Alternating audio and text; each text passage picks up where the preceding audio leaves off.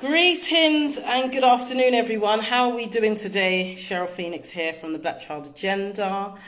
I'm hopefully live on both of my accounts. Yes, I am. Hope everyone's well. This is just a quick video. Sorry, I've got an itch in my back. As you can see, I'm still in the sunshine. I've got a concern. I remember putting out a video not long ago with regards to what I'm doing here, our children. But one of the things I'm seeing, I'm still doing the Black Child Agenda work from here in Ghana. But what the problem is that I have is that every single case I've had since January, since I've been here, besides maybe 3, and I'm doing maybe 3 cases, sometimes 2 a day. Like today I've got one at 1 o'clock, one at 2 o'clock, no lie, one at 4 o'clock. I've had 2 already this morning. I've had successions of cases last week. The problem I've got right now is that our children are having meltdowns in schools, and I don't know what it's going to take for us to take this really seriously. And when I say meltdowns, every case I've had for a little while has been a black child, particularly boys, who have had allegedly no previous issues with regards to mental health. Now, a lot of us know as adults, as parents, etc., the lockdown has had an effect on our children, and it has had an effect on individuals, even us as adults. But the problem that I've got is that the children are going back into school, that I know that they went back in yesterday or Monday. And even prior to that, children of key workers, etc., are going into school. Good afternoon. And they're literally having full breakdowns, smashing up schools, lashing out at teaching staff, etc. Now, I know lashing out and hitting and breaking stuff is not acceptable behavior. However, the children are crying out, and I don't know why it's not being picked up on. And I'm not blaming the parents, but if you claim that you're a professional in this arena and you're working with our children, why are you not trained properly to deal with this? And I'm not necessarily blaming you as teachers or social workers or anybody else, but something needs to give. We've been in lockdown for almost 2 years now. So from March to March, which was last year, and we're now in March, is a year, and it's not going to be ceased up until June, maybe. So what's happening with these children? I'm tired of the cases that I've got where children are literally happy to cut their wrists. Children are smashing their heads against walls. And you know, just to give an example of one of the videos that one of the schools sent last week was, oh, look at this boy, he's violent, he's aggressive, and look, the teachers had to get out the way because he was banging his head against the wall. No sympathy, no care. No one seems to care about our kids, but I know if this was a Jessica, a Becky, a Timothy, it would be, we need to get as much things done as possible. We need to do something. So this is really, like, I can complain about this all day. And as you guys know, I don't hold back on, so do I. I believe that all teachers should have been given the training, but have they? Because when I've asked these people, have any of you been trained to recognize or deal with mental health? They come out with some long jibber jabber that makes no sense. You're not actually answering my question, and I ask the same question time after time after time, and there's no answer. So I will take that as a no. The government has clear guidelines on bringing children back into school and mental health, and actually recognizing the signs for mental health and actually dealing with it accordingly. Schools don't seem to be doing this. What they are doing now is, if our child does have a problem with regards to their emotional and mental well-being, they're being permanently excluded. And they're being vilified, like I've said already, violent, aggressive, a threat to teaching staff and the school. And all of these things are so easily rolled off the tongue about our babies. And these children are from primary age up right to college. It's not a one size fits all. And they're saying, well, they didn't have mental health before. Many people don't have mental health before. It doesn't mean that they're not suffering from some sort of trauma, being locked down in the house. Woohoo, we have electricity again. Yay. Sorry, I've had a power cut for an hour and I've got to get online again. But the fact is that the teachers need to be trained. And parents, I'm putting this really back to you. You need to write. Don't phone. Don't go down there and argue with nobody. Write an email to your child's school about any recognizing the signs. Have they been trained on recognizing the signs of mental health in your child? This isn't just a referral to CAMHS, because that seems to be the go-to thing to do. Oh, well, we have nothing listed on CAMHS, or we've done this baseline assessment. We've done a baseline assessment 3 years ago, so there's nothing there. That means nothing. That means absolutely nothing. Since my child has been back in school, what have you done? Have you seen anything? And a lot of the times they're not even looking because they don't really give a damn. But you need to ask the questions, because all the cases I'm dealing with right now, like I said, I've had 2 already this morning. I've got another 2 this afternoon, are all down to the child has freaked out. A child is freaking out. And me, as far as I'm concerned, whether it is Zara, anger, frustration, whatever it is, this child is crying for help. And you, as the adult in that position, have a legal duty of care. You have a responsibility to these babies to make sure that they're okay. And if you feel that your job is not to do that, then you need to leave the teaching profession, or you need to leave the profession when you're around our children, period. You shouldn't be around them. Because if this child is screaming out for help, whilst they're in your care, and you see that, and your only alternative is to kick them out. But yet when they leave your school and they're on their way home, how do you know they're not going to walk in front of a bus? How do you know that they're not going to go and jump off a bridge? How do you know that once that child has left your school grounds in their uniform, remember, because if they get into a fight in their uniform, you're quick to exclude. But if something tragic happens whilst they're in your uniform, you don't seem to care, because now it's no longer your responsibility. You can't pick and choose when it is your responsibility, and particularly where I am called the black child. We are called the black child agenda for a reason, because what is it? A black child or a black man is 9 times more likely to suffer with mental health than anybody else. But hold on a minute, you guys have been saying this narrative for the last 20 years. Since we were running UK Black Links, we've been saying it's 9 times. If you look at any prison, you'll see that most children in there have been permanently excluded or have mental health that was undiagnosed when they're at school. If they're blatantly displaying the behavior of having a meltdown, that's all I can call it, is a meltdown. It could just be temporary. It could just be where all they need is someone, a mentor who understands them, a mentor who can just come in and put their arm around their shoulder and actually guide them and talk to them. They need someone that also looks like them as well. They do. They do. Whether you like it or not, or whether you agree with it or not, it's not really your judgment call. It is ours. Have you not seen what's gone on in the media with Meghan? Have you not seen what happened with George Floyd? Have you not seen it time after time after time? Right now, I thought all of you were trying to jump on this black bandwagon and trying to do the right thing. But yet where our babies are concerned, you don't really seem to care about their mental health or well-being. Sorry, I missed whatever the message was. I'll read back on them later on, because I can't actually stay for the full time I wanted to. And what I was looking at as well was the testing that's going on in schools. What does this look like, please? Because I've asked these schools, oh, we have these tests. What does that look like? What is the test? Is the test a new test that has come out since the COVID? Or is this test the same test that you would use to try and identify other learning or disabilities? Because they're 2 completely different things, and these things need to be brought in. Let me just see. Where is the support, the additional support for mental health amongst not just our children, but also adults? Sometimes you guys are quick to call social services. You're quick to call social services on these children. I've got a case that's coming up this afternoon.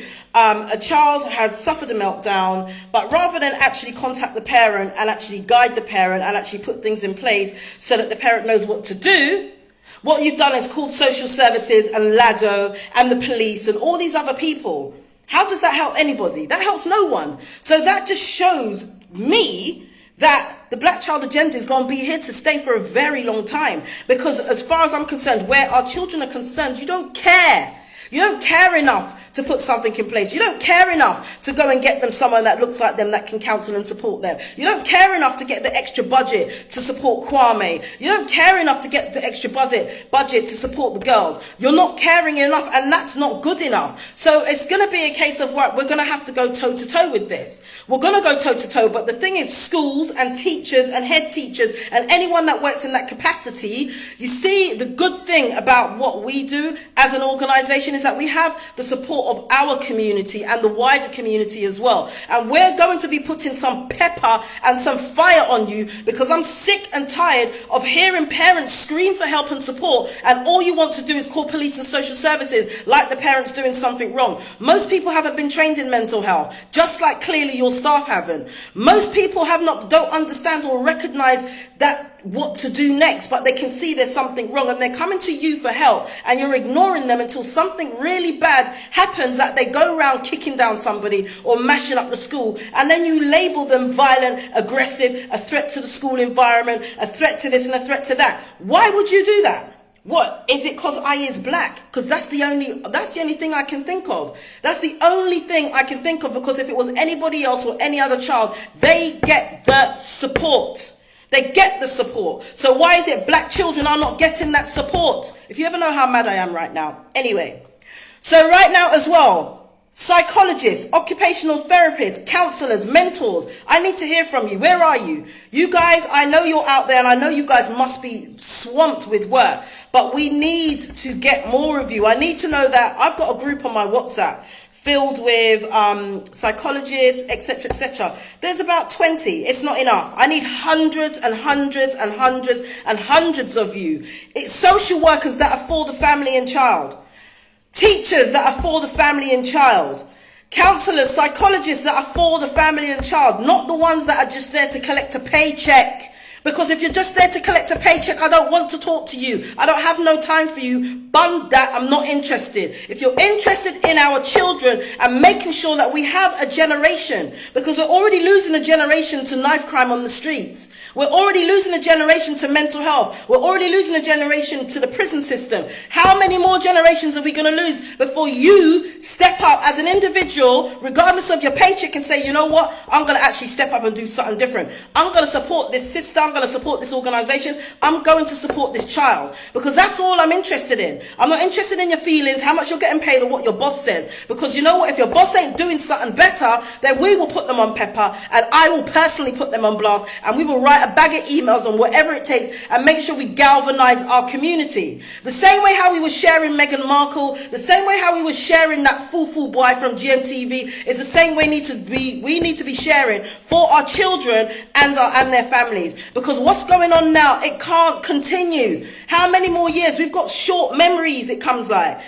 once lockdown's over, the kids go back to school, we can breathe a sigh of relief, and then we carry on with our day. We can't keep doing the same thing and getting the same results. You can't. That's a sign of madness. We all know it. We all post it. We always say something, but I want to see the action. So really, if you're ready, let's get this thing started, because at the end of the day, you guys pay tax. Our parents built this country, i.e. England, even though I'm right here in this, I'm sweating. Our parents built this country. Look at what they done with the Windrush. They sent on our back. You know, look at what they're doing with our children in schools. We're paying these people to educate our children, but they're abusing our children on a daily basis, and we send them back on a daily basis. For me, you guys know my opinion. I'll take my pick with them out. However, I know that's not possible for everyone. So for who it's not possible for, you need to stand up. Yes, you're tired. Yes, you need to work. Yes, yes, yes, yes, yes, yes, yes to all of those things. But do you know what? You need to find an extra hour. You need to find an extra 2. You need to make the time to do something different. Because you know what? It's not a matter of if. It's a matter of when this is going to come knocking at your door. Because it's children in private school. They're not exempt. 2-parent households, you're not exempt. Your parents are lawyers, doctors, surgeons. You're not exempt. Do you know the common denominator is the fact that you're black, mixed race, or have some hue about you and have something about you, you have some culture. That is the common denominator for the black child agenda. Straight facts. Don't matter what job you have or anything else. It is all down to the way how they perceive you. I don't care if you look like little baby Archie. Yeah, even if you're a shade darker. Once they see your mama turn up and they see she's black, you're going to be treated different. It's unfortunate, but this is just the reality until we now, as parents, break down this barrier and we start kicking off. And when I say kicking off, I don't mean going down to the school and brucking up no one's child or no teachers. I mean actually doing this properly, collectively, and getting that message out there. We've got too many of our children trying to kill themselves. Since January to now, I've been here, 8-9 weeks? And the increase is too much. We've got too many children with undiagnosed issues. And sometimes when I say undiagnosed, it doesn't necessarily mean that they have a long-term problem. It sometimes means it's just temporary. They've been in their house for how long? Things have changed. Parents may even be depressed. Where is the support for these people? Where are you? That's all I want to know. Where are you guys? Message me, inbox me. You guys know my number, 07856 473 039. You got my details. Send an email, info@theblackchildagenda.org. It's not just me one. I want people to come in and say, "Show, this is what I'm going to do. This is what I'm going to do." Don't look in my face and hope that I'm going to do it, or no. I want you to do X, you to do Y, you to do Z, and then we come together and say, right, boom, this is what we found, this is who I found, this is how we found it, this is the next way we move forward. This is what we need to do collectively, because one hand can't clap. But one thing I do see is these children are, I can't see it anymore. And my passion for our babies is the reason why I do what I do. So please, don't even talk to me about this vaccine thing. You know, I don't want to hear about all of that. Really, the testing, I see it, but it comes from the top. So that's a whole different type of video. That is, and we all know where it's going. We all know what's going on. So there's I'm just really worried that we're losing children, and children are going to be trying to commit suicide. When a parent messaged me the other day and said that she doesn't know what to do because her child wants to commit suicide because he doesn't know, or he doesn't feel that he has anything to contribute to the world. He's 12. What the hell are you talking about? How does that make any sense to anybody? It makes no sense to me. That makes no sense. I can't comprehend that. So with that, and the parent, I'm so grateful that she reached out, because I understand that parents, you don't know what to do. If my son turned around and said that he's going to commit suicide, where do I go? Who do I turn to? Because I can't go to the same people that are causing the problem. I have to go to my people, my community, who can hopefully group around. I've done it once before with a parent that wanted to give her kids up. She wanted to give her kids away. She had 4 of them. She was going out of her mind. And I went to her home and I was thinking, oh my God, is this a trap? Is this a setup? Maybe they want to try and kill me. And when I went there, do you know what she needed? Someone to speak to. She just needed someone to talk to and someone to say, do you know what? It's okay. We're here. And what I did, because I can't do it alone, I got onto people that I do know in our community. And I said, listen, make sure you lot touch base with this woman at least once a week. And that's between 10 people. So she's getting 10 calls. I don't care. Once she's alive and those children are good, I go and take the kids one day. Bring them to the park. Leave her in the house so she can go to sleep. Because sometimes that's all you want. That's all you just need is a break. This is the village.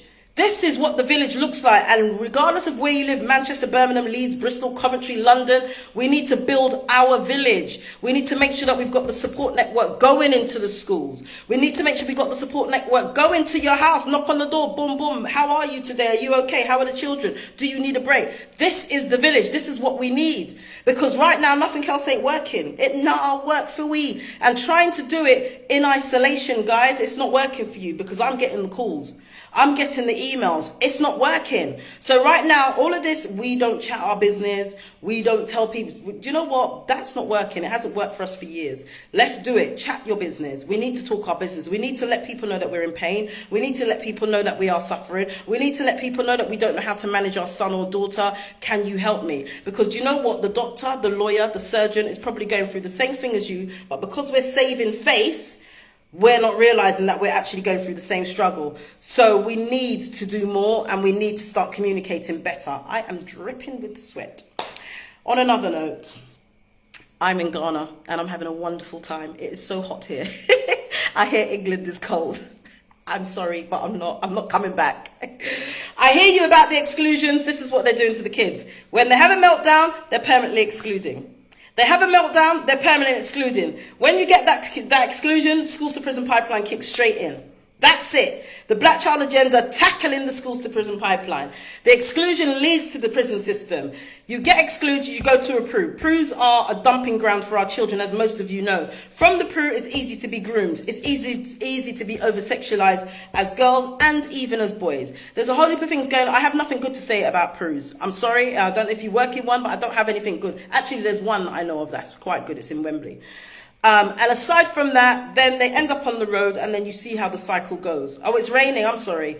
It's hot here, but it's not very bright. So I'm just saying, we just need to do more. We need to do better based in Birmingham, sitting on a big building for 3 years. I don't understand what you mean. But even by way of buildings, but then we can't rely. He didn't even know that starting when he worked to be during lockdown. I can't lie, we can't be reliant on necessarily having buildings, and if that helps and we can find one. What I will say as well is in everyone's local community, you have community centres, community buildings. You need to knock on their door and say, I need to use this building for 3 hours, 1 day a week. Can you donate it to us? Because we know that there's no money right now, but we know that our children are still going through what they're going through. So we need to create it.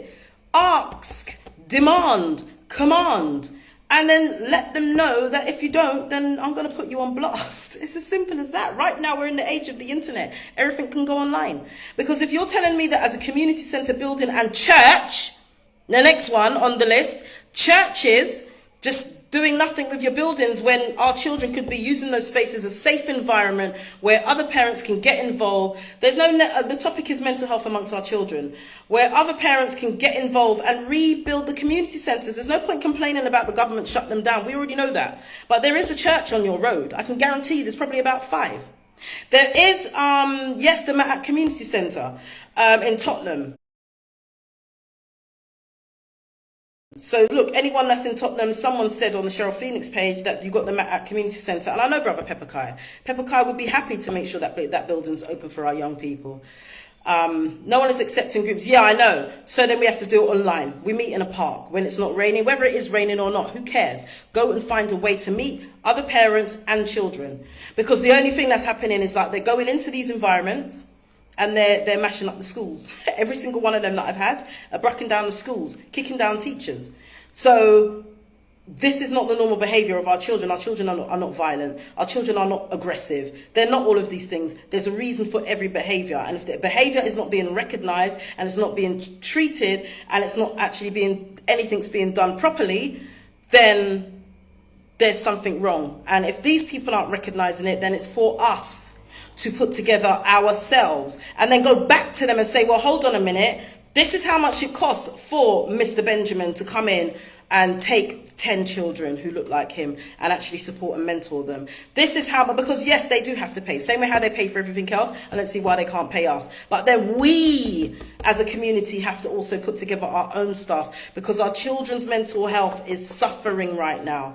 And that's all I really came online to say on today. Yeah, I know, all the buildings are shut. Okay, so suppose all the buildings are shut down. I can guarantee them churches are going to open very soon. I bet they'll be open this Sunday. I can guarantee the parks are open. You can all meet in a park.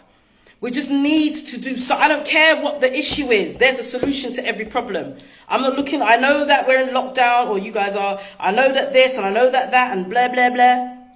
Find the solution and let's bring it to the table, because everything else is an excuse, and I'm not interested in excuses, because whilst we're making excuses as to why we can't do something, our children are finding a way of harming themselves and trying to kill themselves and trying to harm other people, or being groomed into gang lifestyle, or being groomed into going on county lines and being groomed into sexual exploitation from the age of 11 and 12 years old, who don't know anything really about sex, but they seem to feel that this is the way that this boy loves me, or they're being raped, or their parents are being threatened with rape, or whatever it may be. So that to me says that you have to do something different, because what's going on right now really is not working. It's not working, because if I'm doing 5, 6, 7 exclusions a week because a child has had a mental health episode, then what we're doing ain't working. And it's as simple as that. You guys know how to contact me if you don't replay this video, and you'll find my contact details. And then let's form something. Let's do something. I know there's other organizations as well that are out there trying to do something. Let's try and get something done so that we can actually demand. Remember, you're paying for these schools, you know.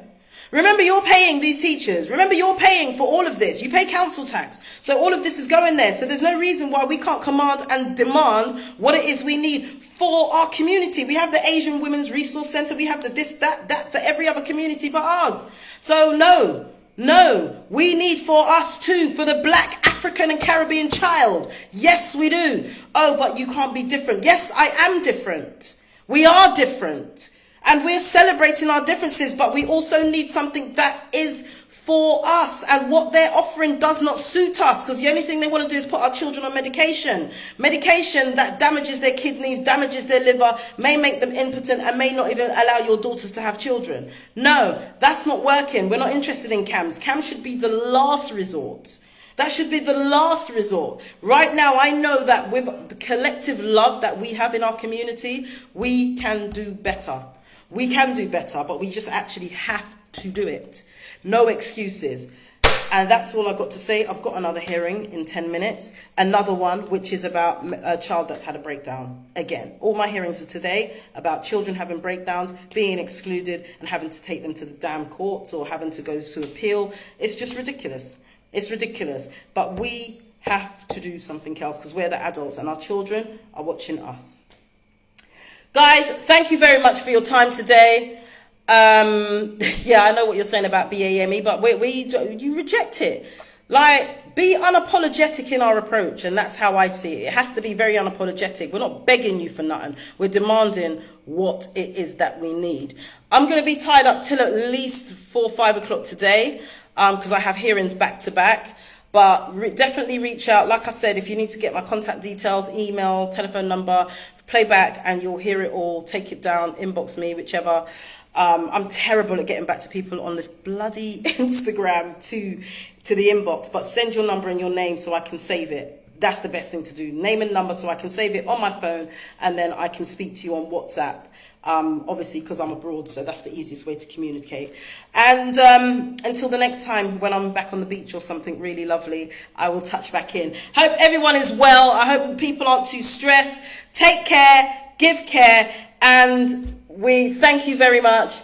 Oopsie daisy, daycare. Oh, I like that. That's very cute. Thank you all very, very, very much. And I look forward to speaking to you guys again soon. And I will keep you updated on the progress here. Oh, that was the last thing. The progress here is not much, because everything takes so long. So I'm just getting my paperwork in order. I'm having to kind of go back to front now, because remember I came to build a school, but now where I am, they're saying build yourself a house. So I have to try and build a house now. So I've got somewhere to live, so I don't have to rent. And then, but simultaneously, the school will be opened. I have an office down the end of this road, which is right in front of the palace, which is great, that the king organised for me. That should be ready. I believe it's almost ready. So I will be able to liaise with you guys in the UK who want to also support with regards to building the school and some of the projects going on here. We're one of the ones that I've supported with, because the school is going to take a while. It's going to take at least 6 months to get it up and running. Is called the Gomwa Jukwa apprenticeship and training scheme that the king of Gomwa Jukwa was funding out of his pocket himself, because, you know, things are slightly different. We can't apply for funding here. So what I've done is I'm supporting with that. So that's providing sewing machines, things that they call it masonry, but building, civil engineering, women that are doing sewing, mental health and well-being, girls' care, just everything like what you would actually do in a youth club, and then some entrepreneurship training, and just different things that they need that they can then use to either open a business or make money, because that one of the things here, I wouldn't call it poverty, because they have a better quality of life than we do in London, but there is a lot that we can bring to the table, even as a community. So I'll be coming back with asking for some money, for some donations to help, so we can buy sewing machines. They cost about 60 quid, so that we can buy, you know, just different things, whatever it is, and it's much cheaper. So those are the things that I'm supporting with. I'm going to go and see the office later, and I'm going to get someone in there to help make calls, put up pages and all these different things, so that you guys can see what's happening live. We'll be doing interviews with some of the young people, the youth groups. There's a lot. And when you're correct, yeah, we are going to be doing an exchange program. That's why I know the school's going to take a bit longer, because we have to not only build the school, but we also have to build accommodation so that children that do come from the UK have somewhere to stay. These kids go home. So the children that come from the UK that will come over, will be able to have somewhere to stay. And also we have a curriculum, we have our own black curriculum, because I know it's come up in a lot of discussions about, do we have a black curriculum? We do. We're going to be, the main focus that I've said is the STEM subjects. I've written a small paper around it. It's only about 10 pages long, which is explaining the reason why we're going to do science, technology, engineering and maths. And the reason because there's a shortage in the marketplace of skilled people in that area. So why not put ourselves on that map? And then we're going to be also doing the arts side of things, because that's something that we tend to overlook. We seem to all think that our children should be lawyers or doctors, but there are other professions that they can go into. So yeah, that's kind of what's going on with regards to that. The school's going to be happening, but it's just going to take a bit longer. So in the interim, I'm supporting with what's going on in Gomwajukwa, which is in Ghana in the central region. It's kind of in between Swedru and Winneba. We do have our program outside of that we're doing in Winneba as well. But whilst I'm here, like I said, I'm supporting with the young people that are down here with regards to getting them skilled up, trained up and employable, or they open their own businesses. So that's what's going on. But like I said, once I've got all the website, it's going to go on the Black Child Agenda website and all of these things, so you'll be able to keep up to date with what's going on. I'm trying to get barrels sent out here, but I know things aren't open. I know I've got one barrel in my garden, but I'm sorry, that's going to have my clothes in it because I need more. I don't have enough clothes here and I keep buying them. So yeah, I think that's really all I can say. There's not much else to say there, because like I said, things do take exceptionally long and everything's done by paper. So it's not like at home where you just send an email and, you know, within a week it comes back. I've been waiting weeks and weeks and weeks for certain things to take place, but it's cool. I'm having to slow down myself, which is great, because as you can see, I speak fast and that's how my brain works. So being here has forced me to slow down a bit and actually rest and take my time. So, but still gets things done. So yeah, but back to what I said, why I started this video, the mental health of our children out in the UK. And could you imagine that instead of sending our children to these demon schools, we can send our children out here where, you know, they'll be loved, they'll be safe, and the one thing they don't have to deal with is racism. Because that's the common denominator. When I see how the children behave here, and they asked me on the radio interview, what's the difference? And I goes, because children are actually allowed to be children. Don't get it twisted. They do have to work to help their parents sell food or bring water or whatever it is, but they're still children. It's just a difference. They're not angry, and I know a lot of our children are angry, but if you were 10, 11, 12 and you're going into a hostile environment on a daily basis and people are treating you different on a daily basis, and then you go home and, you know, your mum, it's only you and your mum, or even if it's your mum and your dad, you know, it's just different. Or you're walking on the street and you're getting harassed by police. It's constant that our children have to go through this in England. Here, our children don't have to go through that. They're just kids, just doing kid stuff. And there is just the difference. And it is beautiful to see, and it's made me more relaxed. So, yeah, that's it. So, right, I'm going to jump on my meeting. I'm going to prep my brain to get on this meeting so I can pepper up these people. I always have to have a woosah and plan my strategy and then get online and pepper up this school. Thank you very much, everybody who has been online and who said that they're getting involved and want to support, even with the projects that we're doing here. Definitely reach out to me, because yeah, many hands make light work.